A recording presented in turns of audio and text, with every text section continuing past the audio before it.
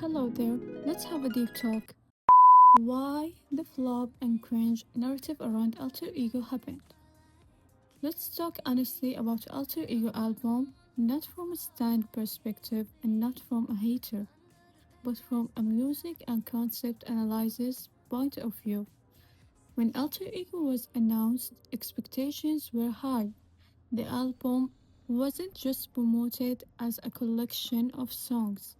It was sold as a conceptual project built around the idea of five different personalities, five alter egos, five sides of one artist.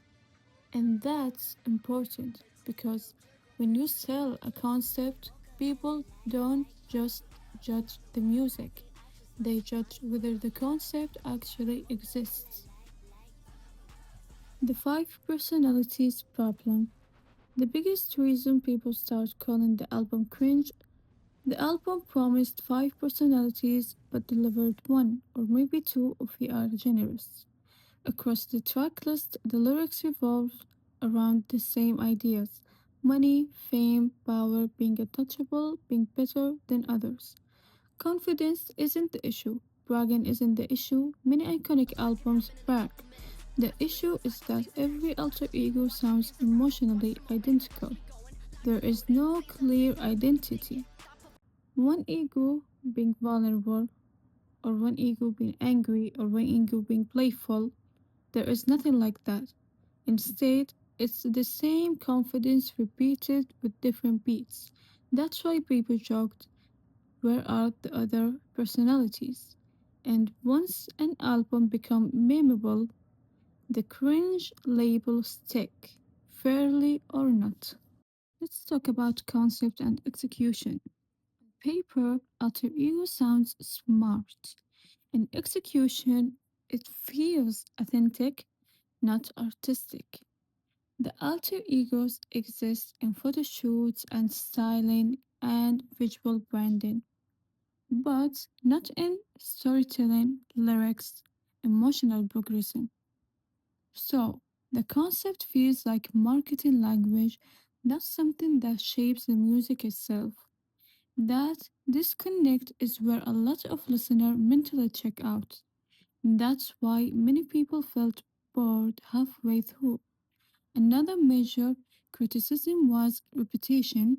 Even listeners who didn't hate the album said after half of it, I felt bored because the themes don't evolve, the perspective doesn't change, the emotional temperature stays flat. The different beats can't save an album if the message never moves forward. By track 6 or 7, the listeners already understand everything the album wants to say, and nothing new is added after that. That's not a failure of talent, it's a failure of album structure. Why the flop narrative appears?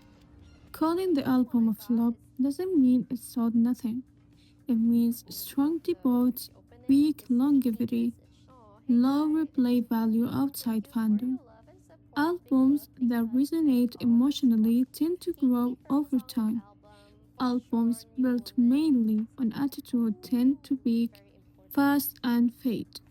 That's what happened here.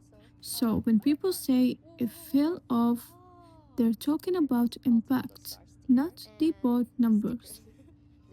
And comparison hurts the album more. When people compare Alter Ego to albums like Golden by Jungkook, and it's our next video to talk about, the contrast become obvious. Not because Golden is perfect, but because it shows emotional variety, different moods, a clear album journey. Alter Ego stays in one emotional lane the entire time, and that makes the flaws louder.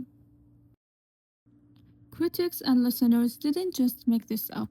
Alter Ego scored an average 58/100 on Metacritic, with many reviewers saying the concept didn't come through in the music.